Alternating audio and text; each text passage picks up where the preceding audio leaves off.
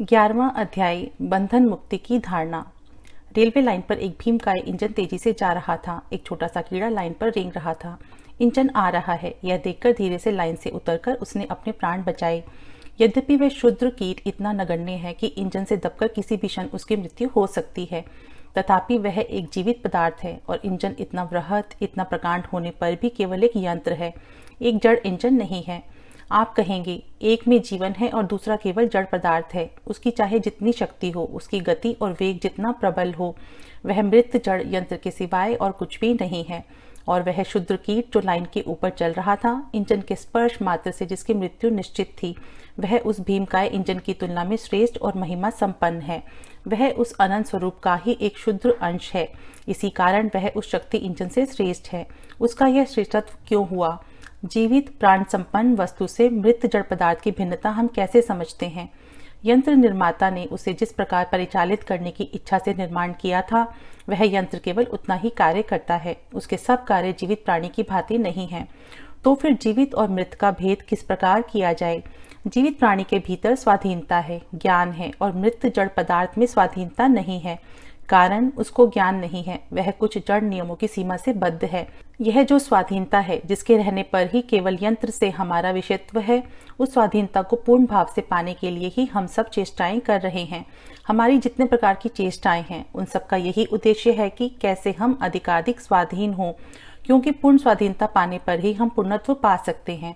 हम जाने या ना जाने, स्वाधीनता पाने की चेष्टा ही सब प्रकार की उपासना प्रणालियों की भीति है। संसार में जितने प्रकार की उपासना प्रणालियां प्रचलित हैं, उन सबका यदि विश्लेषण करें तो हमें मालूम होगा कि नितांत असभ्य जातियां भूत प्रेत आदि की उपासना करती हैं। पूर्व पुरुषों की आत्माओं की उपासना, सर्प पूजा, जातीय देव विशेष की उपासना, इन सबको लोग क्यों करते हैं? कारण यह है कि लोग समझते हैं कि उक्त देव आदि पुरुषगण किसी अज्ञात रूप से हमारी स्वाधीनता में बाधा डालते हैं। इसी कारण इन सब पुरुषों को वे संतुष्ट करने की चेष्टा करते हैं, जिससे वे उनका किसी प्रकार अनिष्ट ना कर सकें, अर्थात जिससे वे अधिकतर स्वाधीनता लाभ कर सकें। इन सब श्रेष्ठ पुरुषों की पूजा कर उनको संतुष्ट करके वर स्वरूप उनसे नाना प्रकार की काम्य वस्तुओं की वे आकांक्षा करते हैं। जिन सबको अपने प्रयत्न से लाभ करना मनुष्य को उचित है, वे उन्हें देवता के अनुग्रह से पाना चाहते हैं। जो कुछ भी हो, मतलब यह है कि इन सब उपासना प्रणालियों की आलोचना से यही उपलब्धि होती है कि समग्र संसार कुछ चमत्कार की आशा कर रहा है। यह आशा कभी भी हमें नहीं छोड़ती, और हम चाहे जितनी चेष्टा क्यों ना करें, हम सब केवल अद्भुत और आश्चर्यजनक की ओर ही दौड़ रहे हैं। जीवन के अर्थ और उसके रहस्य के अविराम अनुसंधान को छोड़ हमारे मन का और क्या अर्थ होता है? हम कहेंगे कि अशिक्षित लोग ही इन बातों के पीछे दौड़ रहे हैं, परंतु वे भी क्यों ऐसा करते हैं? इस प्रश्न से तो सहज ही हम छुटकारा नहीं पा सकते। बाइबल में देखा जाता है कि यहूदी लोग ईसा मसीह के निकट निदर्शन स्वरूप एक अलौकिक घटना देखने की आकांक्षा व्यक्त करते थे। केवल यहूदी ही क्यों, समग्र जगत ही हजारों वर्षों से लेकर इस प्रकार की अलौकिक घटना देखने की प्रत्याशा करता आ रहा है। और देखिए, समग्र जगत में सबके भीतर ही एक असंतोष का भाव दिखाई पड़ता है। हमने एक आदर्श को पकड़ा, जीवन का एक लक्ष्य स्थिर किया, परंतु उसकी ओर अग्रसर होकर आधे रास्ते में पहुंचते ही एक नया आदर्श पकड़ लिया। एक निर्दिष्ट लक्ष्य की ओर जाने के लिए हमने कठोर चेष्टाएं की, परंतु उसके बाद समझ गए कि उससे हमारा कोई प्रयोजन नहीं है। समय समय पर हमें ऐसे असंतोष का भाव आता रहता है, किंतु यदि असंतोष ही बना रहे तो हमारी इन मानसिक चेष्टाओं का क्या लाभ? इस सर्वजनीन असंतोष का अर्थ क्या है? इसका अर्थ यह है कि स्वाधीनता लाभ ही मानव जीवन का चरम लक्ष्य है। जब तक वह इस स्वाधीनता का लाभ नहीं करता, तब तक किसी तरह भी उसका असंतोष दूर नहीं हो सकता। मनुष्य सर्वदा ही स्वाधीनता का अनुसंधान कर रहा है। मनुष्य का समग्र जीवन ही केवल इस स्वाधीनता लाभ की चेष्टा है। बच्चा जन्म ग्रहण करते ही नियम के विरुद्ध विद्रोही हो जाता है। वह जन्मते ही रोने लगता है। इसका अर्थ और कुछ भी नहीं है। वह जन्मते ही देखता है कि वह विविध अवस्था चक्र में बद्ध है। इसलिए मानो वह रोकर उक्त अवस्था का प्रतिवाद करते हुए अपने अंतर्निहित मुक्ति की आकांक्षा को अभिव्यक्त करता है। मनुष्य की इस स्वाधीनता और मुक्ति की आकांक्षा से ही उसकी यह धारणा उत्पन्न होती है कि ऐसा एक पुरुष अवश्य है जो संपूर्णतः मुक्त स्वभाव है। इसलिए देखा जाता है कि ईश्वर की धारणा मानव के मन का स्वाभाविक गुण है। वेदांत में मानव मन की सर्वोच्च ईश्वर धारणा सच्चिदानंद नाम से निर्दिष्ट की गई है। वह चित्त घन और स्वभावतः आनंद घन स्वरूप है। हम बहुत दिनों से ही उस सच्चिदानंद स्वरूप की आंतरिक वाणी को दबा रखने की चेष्टा करते आए हैं। हम नियम का अनुसरण करने की चेष्टा करके अपने स्वाभाविक मनुष्य मनुष्य प्रकृति की स्फूर्ति में बाधा देने का प्रयास कर रहे हैं, किंतु हमारा अभ्यांतरिक मानव स्वभाव, सुलभ सहज संस्कार प्रकृति की नियमावली के विरुद्ध हमको विद्रोह करने के लिए प्रवृत्त कर रहा है। हम इसका अर्थ चाहे ना समझें, परंतु अज्ञात रूप से हमारे मानुषिक भाव के साथ आध्यात्मिक भाव का, निम्न स्तर के मन के साथ उच्चतर मन का संग्राम चल रहा है, और इस प्रतिद्वंदिता के संघर्ष से अपना एक पृथक अस्तित्व बचा रखने की, जिसको हम अपनापन या व्यक्तित्व कहते हैं, उसको बचा रखने की एक विशेष चेष्टा देखी जाती है। यहाँ तक कि नर्क के अस्तित्व की जो कल्पना की जाती है, उसमें भी यह अद्भुत बात पाई जाती है कि हम जन्म से ही प्रकृति का विरुद्ध आचरण करते हैं। हमको जन्मते ही किन्हीं नियमों में बांधने की चेष्टा की जाती है। हम उसको विशेष करके हल्के कहने लगते हैं। किसी प्रकार के नियम से हम नहीं चलेंगे। जब हम पैदा होते हैं, जीवन प्रवाह के प्रथम आविर्भाव में ही हमारे जीवन की प्रथम घटना प्रकृति का विरुद्ध आचरण है। जितने दिन हम प्रकृति की नियमावली को मानकर चलते हैं, उतने दिन हम यंत्र की तरह हैं। उतने दिन जगत प्रवाह अपनी गति से चलता रहता है। उसकी श्रृंखला हम तोड़ नहीं सकते। नियम का पालन ही मनुष्य की प्रकृति हो जाती है। परंतु जब हमारे भीतर प्रकृति का यह बंधन तोड़कर मुक्त होने की चेष्टा उत्पन्न होती है, तभी उच्च स्तर के जीवन का प्रथम उन्मेष हुआ, ऐसा समझना होगा। मुक्ति, स्वाधीनता, आत्मा के असंतुलन से सर्वदा ही यह संगीत ध्वनि उठ रही है। अनंत नित्य चक्र में वह घूम रही है। प्रकृति की सैकड़ों श्रृंखलाओं में वह बद्ध रही है। यह नाग पूजा या भूत प्रेत की उपासना या दानव पूजा तथा विभिन्न धर्म, मत और साधना चमत्कार लाभ के लिए क्यों किए जाते हैं? किसी वस्तु में जीवन शक्ति है, उसके भीतर एक यथार्थ सत्ता है, यह बात हम क्यों कहते हैं? अवश्य इन सब अनुसंधानों के भीतर जीवन शक्ति को समझने की यथार्थ सत्ता की व्याख्या करने की चेष्टा के भीतर कोई अर्थ होना चाहिए। वह कभी निरर्थक या व्यर्थ नहीं हो सकती। वह मानव की मुक्ति लाभ की अनवरत चेष्टा ही है। हम जिस विद्या को विज्ञान शास्त्र कहते हैं, वह हजारों वर्षों से स्वाधीनता लाभ की चेष्टा करती आ रही है, और सब लोग सदैव इस स्वाधीनता की ही आकांक्षा कर रहे हैं। परंतु प्रकृति के भीतर जो स्वाधीनता या मुक्ति नहीं है, उसके भीतर नियम केवल नियम है। तथापि मुक्ति की यह चेष्टा चल रही है। विशाल सूर्यमंडल से लेकर शुद्र परमाणु तक सभी प्रकृति के नियम अधीन हैं। यहाँ तक कि मनुष्य की भी स्वाधीनता नहीं है, परंतु हम इस बात पर विश्वास नहीं कर सकते। हम अनादिकाल से ही प्राकृतिक नियमावली की आलोचना करते आ रहे हैं, परंतु मनुष्य भी नियम के अधीन है। इस बात पर हम विश्वास नहीं कर सकते या विश्वास करना नहीं चाहते, कारण हमारी आत्मा के अंतराल से निरंतर मुक्ति, मुक्ति, स्वाधीनता, स्वाधीनता, यही अनंत चीत्कार उठ रही है। मनुष्य ने जब नित्य मुक्त पुरुष स्वरूप ईश्वर की धारणा लाभ की है, तब वह अनंत काल तक के लिए बंधन के भीतर रहकर शांति नहीं पा सकता। मनुष्य को उच्च से उच्चतर पद पर अग्रसर होना होगा, और यह चेष्टा यदि अपने लिए ना होती तो इसे वह बड़ा कष्टदायक समझता। मनुष्य अपनी ओर देखकर कहता है, मैं जन्म के साथ ही प्रकृति का कृत दास हूँ, बद्ध हूँ।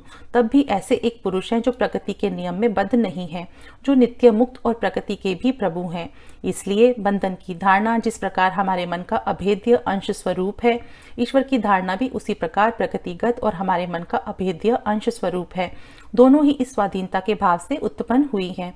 और तो क्या, स्वाधीनता का भाव ना रहने पर उद्भिज के भीतर भी जीवन शक्ति नहीं रह सकती। उद्भिज अथवा कीट के भीतर वह जीवन शक्ति विकसित होकर व्यक्तित्व के स्तर तक ऊपर उठने की चेष्टा कर रही है। अज्ञात भाव से मुक्ति की चेष्टा उनके भीतर कार्य कर रही है। उद्भिज जीवन धारण कर रहा है। उसका उद्देश्य है अपने विषयत्व को, अपने विशेष रूप को, अपने निजत्व की रक्षा करना। उस मुक्ति की अविराम चेष्टा ही उसका चेष्टा का प्रेरक है, प्रकृति नहीं। प्रकृति ही हमारी उन्नति के प्रत्येक सोपान को नियमित कर रही है। इस प्रकार की धारणा से स्वाधीनता या मुक्ति के भाव को बिल्कुल उड़ा देना पड़ता है। परंतु जिस प्रकार नियम में बद्ध जड़ जगत की धारणा चल रही है, उसी प्रकार मुक्ति की धारणा भी चल रही है। इन दो धारणाओं का लगातार संग्राम चल रहा है। हम अनेक मत मतांतर तथा विभिन्न संप्रदायों के विवाद की बात सुन रहे हैं, परंतु विभिन्न मत या विभिन्न संप्रदायों का होना अन्याय या अस्वाभाविक नहीं है। वे अवश्य रहेंगे। श्रृंखला जितनी दीर्घ हो रही है, स्वभावतः उतना ही दंडत्व बढ़ रहा है। परंतु यदि हम समझ ले कि हम उसी एक प्रकार के लक्ष्य की ओर पहुंचने की चेष्टा कर रहे हैं, तो विवाद का प्रयोजन फिर नहीं रहेगा। मुक्ति या स्वाधीनता के इस मूर्त विग्रह स्वरूप प्रकृति के प्रभु को हम ईश्वर कहा करते हैं। आप उनको अस्वीकार नहीं कर सकते। इसका कारण यह है कि आप इस स्वाधीनता के भाव को कभी भगा नहीं सकते। इस भाव के बिना एक मुहूर्त भी जीवन धारणा नहीं किया जा सकता। यदि आप अपने को स्वाधीन कहकर विश्वास नहीं करते तो आप क्या कभी यहाँ आ सकते थे? संभव है कि प्राणी तत्वविद आकर इस मुक्त होने की निरंतर चेष्टा पर एक व्याख्यान दे सकते हैं और देंगे भी, यह सब मैं मानता हूँ, किंतु फिर भी स्वाधीनता का भाव तो हमारे भीतर से नहीं जाता। जैसे हम प्रकृति के अधीन हैं, प्रकृति के बंधन को किसी प्रकार काट नहीं सकते, ये भाव सदा हमारे भीतर वर्तमान है, वैसे ही स्वाधीनता का भाव भी हमारे भीतर सदा वर्तमान है। बंधन और मुक्ति, प्रकाश और छाया, अच्छा और बुरा, सर्वत्र ही ये दो बातें हैं। समझना होगा कि जहाँ भी किसी प्रकार का बंधन है उसके पीछे मुक्ति भी गुप्त भाव से विद्यमान है। यदि एक सत्य हो तो दूसरा भी अवश्य सत्य होगा। सर्वत्र ही मुक्ति की धारणा अवश्य रहेगी। हम अशिक्षित व्यक्तियों में जिस प्रकार बंधन की धारणा देखते हैं उसको हम मुक्ति की धारणा कहकर अभी ना समझें, तथापि वह धारणा उनके भीतर मौजूद है। अशिक्षित और जंगली मनुष्य के मन में पाप और अपवित्रता के बंधन की धारणा बहुत कम है, कारण उसकी प्रकृति पशु स्वभाव से अधिक उन्नत नहीं है। वह भौतिक प्रकृति के बंधन से, भौतिक सुख संतोष के अभाव से अपने को मुक्त करने की चेष्टा करता रहता है, किंतु इस निम्नतर धारणा से धीरे धीरे उसके मन में मानसिक और नैतिक बंधन की धारणा और आध्यात्मिक स्वाधीनता की आकांक्षा जाग उठती है। यहाँ हम देखते हैं कि वह ईश्वरीय भाव अज्ञान वर्ण के भीतर से क्षीण रूप में प्रकाशित हो रहा है। पहली पहल वह आवरण बड़ा घना होता है और मालूम होता है कि वह ब्रह्म ज्योति एक तरह से उससे आच्छादित है, परंतु वास्तव में वही मुक्ति और पूर्णता रूप उज्जवल अग्नि सदा शुद्ध और आच्छादित भाव से ही वर्तमान रहती है। मनुष्य उसी में व्यक्ति धर्म का आरोप कर उसे ब्रह्मांड का नियंता, एकमात्र मुक्त पुरुष कहकर उसकी धारणा करता है। वह तब भी नहीं जानता कि समग्र ब्रह्मांड एक अखंड वस्तु है। प्रभेद है केवल परिणाम में और धारणा में, विचार में। समग्र प्रकृति ही ईश्वर की उपासना स्वरूप है। जहाँ भी किसी प्रकार का जीवन है वहीं मुक्ति का अनुसंधान है और वह मुक्ति ही ईश्वर स्वरूप है। इस मुक्ति के लाभ करने पर निश्चय ही समग्र प्रकृति पर आधिपत्य प्राप्त होता है और ज्ञान के बिना मुक्ति पाना असंभव है। हम जितने अधिकतर ज्ञान संपन्न होते हैं उतना ही हम प्रकृति पर आधिपत्य पा सकते हैं और प्रकृति जितनी ही हमारे वशीभूत होती जाती है उतना ही हम अधिकतर शक्ति संपन्न, अधिकतर ओजस्वी होते जाते हैं। और यदि ऐसे कोई पुरुष हों जो संपूर्ण मुक्त और प्रकृति के प्रभु हैं तो उनको अवश्य ही प्रकृति का पूर्ण ज्ञान होगा, सर्वव्यापी और सर्वज्ञ होंगे। मुक्त और स्वाधीनता के साथ साथ ये गुण अवश्य रहेंगे और जो व्यक्ति उनको प्राप्त कर लेंगे केवल वे ही प्रकृति के पार जाने में समर्थ होंगे। वेदांत में ईश्वर विषयक जो सब तत्व पढ़ने में आते हैं उनके मूल में पूर्ण मुक्ति एवं स्वाधीनता से उत्पन्न परमानंद तथा नित्य शांति रूप धर्म की उच्चतम धारणा विद्यमान है। संपूर्ण मुक्त भाव से अवस्थान कुछ भी उनको बद्ध नहीं कर सकता। वहाँ प्रकृति भी नहीं है, किसी प्रकार का परिवर्तन नहीं है, ऐसा कुछ भी नहीं है जो उसमें किसी प्रकार का परिणाम उत्पन्न कर सके। यह मुक्त भाव आपके भीतर है, मेरे भीतर है और यही एकमात्र यथार्थ स्वाधीनता है।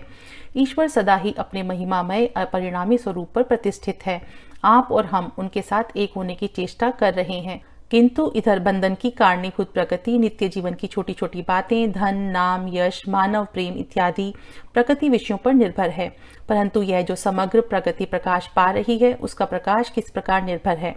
ईश्वर के प्रकाश से ही प्रकृति प्रकाश पाती है, सूर्य, चंद्र, तारों के प्रकाश से नहीं। जहाँ कुछ भी वस्तु प्रकाशित है, चाहे वह सूर्य के प्रकाश से हो अथवा हमारी अंतर आत्मा के प्रकाश से, वह उनका ही प्रकाश है। वे प्रकाश स्वरूप हैं, उन्हीं के प्रकाश से समुदय संसार प्रकाश पा रहा है। हमने देखा है कि ईश्वर स्वतः सिद्ध हैं, निर्गुण, सर्वज्ञ, प्रकृति के ज्ञाता और प्रभु, सबके ईश्वर हैं। सब उपासनाओं के मूल में वे विद्यमान हैं। हम चाहे समझें या ना समझें, उन्हीं की उपासना हो रही है। केवल यही नहीं, मैं जरा और भी आगे बढ़कर कहना चाहता हूँ और इस बात को सुनकर शायद सभी आश्चर्यचकित होंगे, किंतु इसमें संदेह नहीं कि जिसको अशुभ कहा जाता है वह भी उन्हीं की उपासना है, वह भी मुक्ति का ही एक कोना है। केवल वही नहीं, आप शायद मेरी यह बात सुनकर डर जाएंगे, किंतु मैं कहता हूँ जब आप कोई बुरा कार्य कर रहे हैं तो उस मुक्ति की अदम्य आकांक्षा ही प्रेरक शक्ति के रूप में उसके पीछे विद्यमान है। संभव है कि वह गलत रास्ते पर जा रही है, परंतु विद्यमान है अवश्य, यह कहना पड़ेगा। और फिर उस मुक्ति की स्वाधीनता की प्रेरणा ना रहने से किसी प्रकार का जीवन या किसी प्रकार की प्रेरणा नहीं रह सकती। समग्र ब्रह्मांड में मुक्ति स्वाधीनता का स्पंदन हो रहा है। इस ब्रह्मांड के अंतरम प्रदेश में यदि एकत्व ना रहता तो हम बहुत्व का ज्ञान भी नहीं प्राप्त कर सकते थे। उपनिषद में ईश्वर की धारणा इसी प्रकार की है। समय समय पर यह धारणा और भी उच्चतर में उठती है। उसने हमारे सामने एक ऐसे आदर्श की स्थापना की है जिससे पहले पहल तो हमें स्तंभित हो जाना पड़ता है। वह आदर्श यह है कि स्वरूपतः हम ईश्वर से अभिन्न हैं। वे ही तितली के विचित्र कर्ण में हैं और वे ही गुलाब की कली के प्रस्फुटन के रूप में आविर्भूत हुए हैं और वे ही तितली तथा गुलाब के पौधे में शक्ति रूप में विद्यमान हैं। जिन्होंने हमें जीवन दिया वे ही हमारे अंतर में शक्ति रूप से विराज रहे हैं। उनके तेज से जीवन का आविर्भाव और उन्हीं की शक्ति से कठोरतम मृत्यु होती है। उनकी छाया ही मृत्यु है और उनकी छाया ही अमृत तत्व है। एक और उच्चतर धारणा की बात कहता हूँ। भयानक जो कुछ भी है उससे हम सभी बहेलिए द्वारा खदेड़े हुए खरगोश की भांति भाग रहे हैं। उसी की भांति मुंह को छिपाकर अपने को निरापद सोचते हैं। ऐसे ही यह समग्र संसार जो कुछ भी भयानक देखता है उसके पास से भागने की चेष्टा कर रहा है। एक बार मैं काशी में किसी जगह जा रहा था। उस जगह एक तरफ भारी जलाशय और दूसरी तरफ ऊंची दीवार थी। उस स्थान पर बहुत से बंदर थे। काशी के बंदर बड़े दुष्ट होते हैं। अब उनके मस्तिष्क में यह विचार पैदा हुआ कि वे मुझे उस रास्ते पर से ना जाने देंगे। वे विकट चीत्कार करने लगे और झट आकर मेरे पैरों से जकड़ने लगे। उनको निकट देखकर मैं भागने लगा, किंतु मैं जितना ज्यादा जोर से दौड़ने लगा वे उतनी ही अधिक तेजी से आकर मुझे काटने लगे। अंत में उनके हाथ से छुटकारा पाना असंभव प्रतीत हुआ। ठीक ऐसे ही समय एक अपरिचित मनुष्य ने आकर मुझे आवाज दी, बंदरों का सामना करो। मैं भी जैसे ही उलटकर उनके सामने खड़ा हुआ वैसे ही वे पीछे हटकर भाग गए। समस्त जीवन में हमको शिक्षा लेनी होगी। जो कुछ भी भयानक है उसका सामना करना पड़ेगा। साहस पूर्वक उसके सामने खड़ा होना पड़ेगा।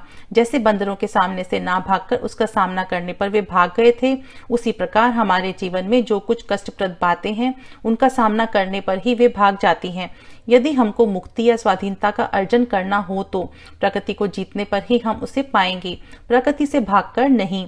कायर पुरुष कभी जय नहीं पा सकता। हमको भय, कष्ट और अज्ञान के साथ संग्राम करना होगा, तभी वे हमारे सामने से भाग जाएंगे। मृत्यु क्या है, भय किसका है? उन सबके भीतर क्या भगवान का रूप दिखाई नहीं देता?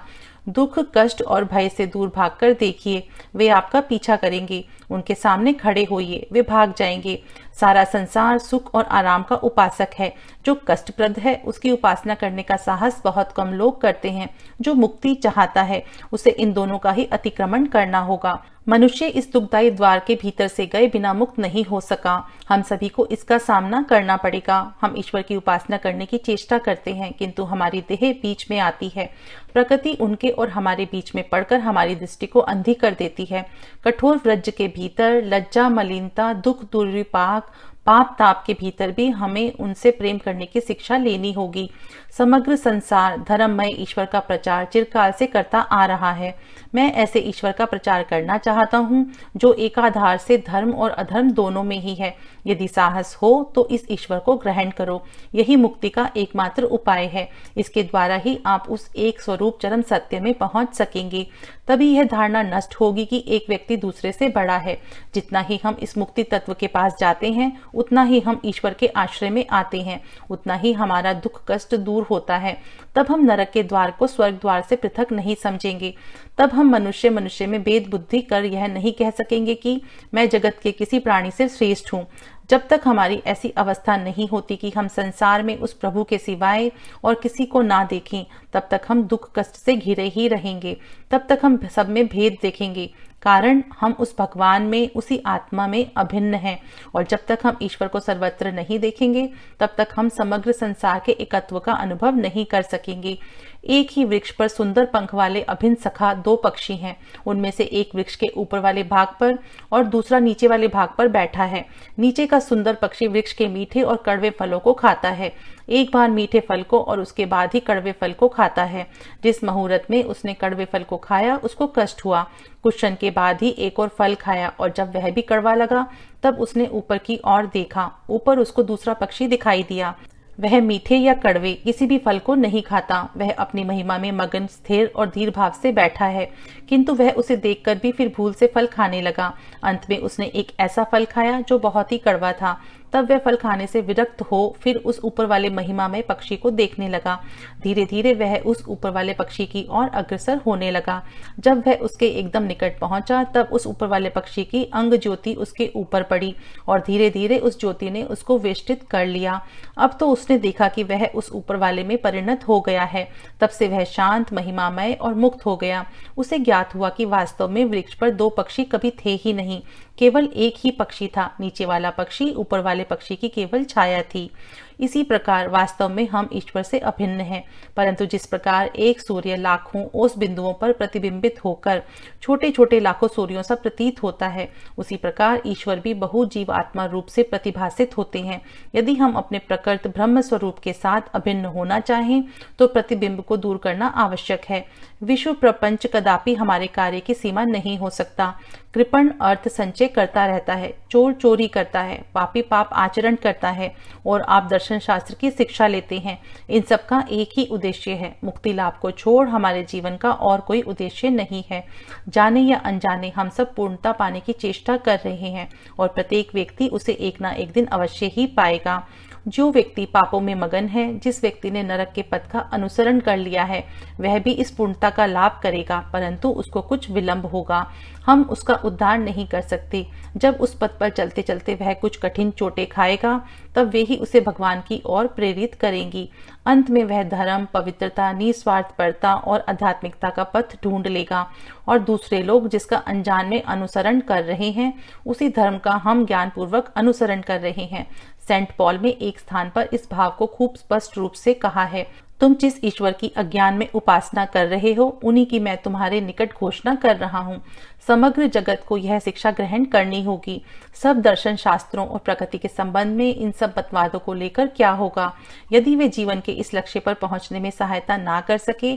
आइए हम विभिन्न वस्तुओं में भेद ज्ञान को दूर कर सर्वत्र अभेद का दर्शन करें। मनुष्य अपने को सब वस्तुओं में देखना सीखे। हम अब ईश्वर संबंधी संकीर्ण, साधारण, विशिष्ट धर्मगत और संप्रदाय समूह के उपासक ना रहकर संसार में सभी के भीतर उनका दर्शन करना आरंभ करें। आप लोग यदि ब्रह्मज्ञ हो तो आप अपने हृदय में जिन ईश्वर का दर्शन कर रहे हैं, उन्हें सर्वत्र ही देखने में आप समर्थ होंगे। पहले तो सब संकीर्ण धारणाओं का त्याग कीजिए। प्रत्येक व्यक्ति में ईश्वर का दर्शन कीजिए। देखिए, वे सब हाथों से काम कर रहे हैं, सब पैरों से चल रहे हैं, सब मुखों से भोजन कर रहे हैं, प्रत्येक व्यक्ति में वास कर रहे हैं। वे स्वतः प्रमाण हैं। हमारे निज की अपेक्षा वे हमारे अधिक निकटवर्ती हैं। यही जानना धर्म है, यही विश्वास है। प्रभु हमको यह विश्वास दे। हम जब समस्त संसार में इस अखंड का अनुभव करेंगे तब हम अमर हो जाएंगे। भौतिक दृष्टि से देखने पर हम अमर हैं, सारे संसार के साथ एक हैं। जितने दिन तक एक व्यक्ति भी इस संसार में श्वास ले रहा है, तब तक मैं उसके भीतर जीवित हूँ। मैं यह संकीर्ण क्षुद्र व्यष्टि जीव नहीं हूँ, मैं समविष्टि स्वरूप हूँ। अतीत काल में जितने प्राणी हो गए हैं, मैं उन सभी का जीवन स्वरूप था। मैं ही बुद्ध, ईसा, मोहम्मद का आत्म स्वरूप हूँ। मैं सब आचार्य गणों का आत्म स्वरूप हूँ। मैं ही चौर्य वृत्तिकारी सकल चोर स्वरूप हूँ और जिसने हत्याकारी फांसी पर लटके हैं उनका भी स्वरूप मैं सर्वमय हूँ। अतएव उठो, यही पर पूजा है। तुम स्वयं समग्र जगत के साथ अभिन्न हो, यही यथार्थ विनय है। घुटने टेक कर मैं पापी हूँ कहकर चिल्लाने का नाम विनय नहीं है। जब इस भेद का आवरण छिन्न विच्छिन्न हो जाता है, तभी सर्वोच्च उन्नति समझनी होगी। समस्त जगत का अखंडत्व यही श्रेष्ठतम धर्म मत है। मैं अमोख हूँ, व्यक्ति विशेष, यह तो बहुत ही संकीर्ण भाव है। यथार्थ सच्चे अहम के लिए यह सत्य नहीं है। मैं समविष्टि स्वरूप हूँ, इस धारणा के ऊपर खड़े होइए। इस पुरुषोत्तम की उच्चतम अनुष्ठान प्रणालियों की सहायता से उपासना कीजिए। कारण ईश्वर जड़ वस्तु नहीं है, वे चैतन्य स्वरूप हैं, आत्म स्वरूप हैं और आत्म रूप से तथा सत्य रूप से उनकी यथार्थ उपासना करनी होगी। पहले साधक उपासना की निम्नतर प्रणाली का अवलंबन कर उपासना करते करते जड़ विषय की चिंता से उच्च सोपान पर आरोहण कर आध्यात्मिक उपासना के राज्य में उपनीत होता है। तभी अंत में आत्मा के माध्यम से और आत्मा के उस अखंड अनंत समष्टि स्वरूप भगवान की यथार्थ उपासना संभव होती है। जो कुछ शांत है वह जड़ ही है। चैतन्य ही केवल अनंत स्वरूप है। ईश्वर चैतन्य स्वरूप है, इसलिए वे अनंत हैं। मानव चैतन्य स्वरूप है, मानव भी अनंत हैं और अनंत ही केवल अनंत की उपासना में समर्थ हैं। हम उसी अनंत की उपासना करेंगे, यही सर्वोच्च आध्यात्मिक उपासना है। इन सब भावों का अनुभव करना बहुत बड़ी बात है और कठिन है। मैं मतांतर की बात कह रहा हूँ, दार्शनिक विचार कह रहा हूँ, कितनी बकबक कर रहा हूँ। इतने में कुछ मेरे प्रतिकूल घटना घटी। मैं अज्ञान से क्रुद्ध हो उठा, तब भूल गया कि इस विश्व ब्रह्मांड में इस क्षुद्र ससीम मुझे छोड़ और कुछ भी नहीं है। मैं तब कहना भूल गया, मैं चैतन्य स्वरूप हूँ। इस अकिंचितकार बात से मेरा प्रयोजन है, मैं चैतन्य स्वरूप हूँ। मैं तब भूल जाता हूँ कि यह सब मेरी ही लीला है। मैं ईश्वर को भूल जाता हूँ और मुक्ति की बात भी भूल जाता हूँ। ऋषियों ने बार बार कहा है, मुक्ति का पथ उस तरह की भांति तीक्ष्ण, दीर्घ और कठिन है। इसे अतिक्रमण करना कठिन है, किंतु पथ कठिन हो, सैकड़ों दुर्बलताएं आए, सैकड़ों बार उद्यम विफल हो, परंतु वे आपको अपने मुक्ति पथ पर अग्रसर होने में हतोत्साहित ना करें। उपनिषदों की घोषणा है, उठो जागो, जब तक लक्ष्य पर नहीं पहुंचते तब तक रुको मत। यद्यपि वह पथ उस तरह की धार की तरह तीक्ष्ण है, यद्यपि वह पथ दीर्घ है, दूरवर्ती है और कठिन है, किंतु हम उस पथ का अवश्य ही अतिक्रमण करेंगे। मनुष्य साधना के बल से एक दिन देव और असुर दोनों का ही प्रभु हो सकता है। हमारे दुख के लिए स्वयं हमारे सिवा और कोई उत्तरदायी नहीं है। आप क्या समझते हैं कि मनुष्य यदि अमृत के लिए चेष्टा करे तो वह उसके बदले में विष लाभ करेगा? नहीं, अमृत है, उसकी प्राप्ति के निमित्त प्रयत्नशील प्रत्येक मनुष्य के लिए वह है। प्रभु ने स्वयं कहा है, सभी धर्म का परित्याग कर एक मेरी शरण में आ, मैं तुझे समस्त पापों के पार लगा दूंगा, भय ना कर। हम जगत के सब शास्त्रों को एक स्वर से इसी वाणी की घोषणा करते हुए सुन रहे हैं। यह वाणी ही हमसे कह रही है, जैसे स्वर्ग में तद्रूप ही मृत्युलोक में भी तेरी इच्छा पूर्ण हो। कारण सर्वत्र तेरा ही राजत्व है, तेरी ही शक्ति और तेरी ही महिमा है। कठिन, बड़ी कठिन बात है। अभी कहा, हे प्रभु, मैंने अभी तेरी शरण ली, प्रेममय तेरे चरणों पर सर्वस्व समर्पण किया। तुम्हारी वेदी पर जो कुछ भी सत्य है, जो कुछ भी पुण्य है, सभी कुछ स्थापन किया। मेरा पाप ताप, भला बुरा कार्य कुछ तेरे ही चरणों पे मैं समर्पण करता हूँ। तू सब ग्रहण कर, मैं अब तुझे कभी नहीं भूलूंगा। अभी कहा, तेरी इच्छा पूर्ण हो। पर दूसरे मुहूर्त में ही जब एक परीक्षा में पड़ गया, तब हमारा वह ज्ञान लोप हो गया। मैं क्रोध में अंधा हो गया। सब धर्मों का एक ही लक्ष्य है, परंतु विभिन्न आचार्य विभिन्न भाषाओं का व्यवहार करते रहते हैं। सबकी चेष्टा इस झूठे अहम या कच्चे अहम का विनाश करना है। तब फिर सत्य के अहम, पक्के अहम स्वरूप एकमात्र वे प्रभु ही रहेंगे। हिब्रू शास्त्र कहता है, तुम्हारा प्रभु ईर्ष्या पारायण ईश्वर है। तुम दूसरे किसी ईश्वर की उपासना नहीं करने पाओगे। हमारे हृदय में एकमात्र ईश्वर ही राज्य करें। हमको कहना होगा, ना हम ना हम, तहूँ तहूँ। तब उस प्रभु को छोड़ हमें सर्वस्व त्यागना होगा। केवल वे ही राज्य करेंगे। मानो हमने खूब कठोर साधना की, परंतु दूसरे मुहूर्त में हमारा पैर फिसल गया और तब हमने माँ के निकट हाथ बढ़ाने की चेष्टा की। समझ गए कि निज चेष्टा द्वारा अकंपित भाव से खड़ा होना असंभव है। हमारा अनंत जीवंत जीवन मानो वह अध्याय समन्वित ग्रंथ है, जिसका एक अध्याय यह है कि तुम्हारी इच्छा पूर्ण हो। किंतु यदि हम उस जीवन ग्रंथ के सब अध्यायों का मर्म ग्रहण ना करें तो समुदय जीवन का अनुभव नहीं कर सकते। तुम्हारी इच्छा पूर्ण हो। प्रति मुहूर्त ही विश्वासघाती मन इन सब भावों के विरुद्ध खड़ा हो रहा है, परंतु हमें यदि इस कच्चे अहम को जीतना ही हो तो बार बार उस बात की आवृत्ति करनी होगी। हम एक विश्वासघाती की सेवा करें और परित्राण पा जाएं, यह कभी नहीं हो सकता। सबका परित्राण है, केवल विश्वासघाती का परित्राण नहीं है। और हमारे ऊपर तो विश्वासघाती की छाप लगी है। हम अपनी आत्मा के विरुद्ध विश्वासघाती हैं। हम जब अपने यथार्थ अहम की वाणी का अनुसरण करने में असम्मत होते हैं, तब हम उस जगन माता की महिमा के विरुद्ध विश्वासघात करते हैं। अतएव चाहे जो कुछ भी हो, हमें अपनी देह और मन को उस परम इच्छामय की इच्छा में मिला देना पड़ेगा। किसी हिंदू दार्शनिक ने ठीक कहा है कि यदि मनुष्य तुम्हारी इच्छा पूर्ण हो, बस और क्या प्रयोजन है। इसे 2 बार कहने की आवश्यकता ही क्या है। जो अच्छा है वह तो अच्छा है ही। एक बार जब कह दिया तुम्हारी इच्छा पूर्ण हो, तब तो यह बात लौटाई नहीं जा सकती। स्वर्ग की भांति मृत्यु लोक में भी तुम्हारी इच्छा पूर्ण हो। कारण तुम्हारा ही समुदय राजत्व है, तुम्हारी ही सब शक्ति है, तुम्हारी ही सब महिमा है चिरकाल तक।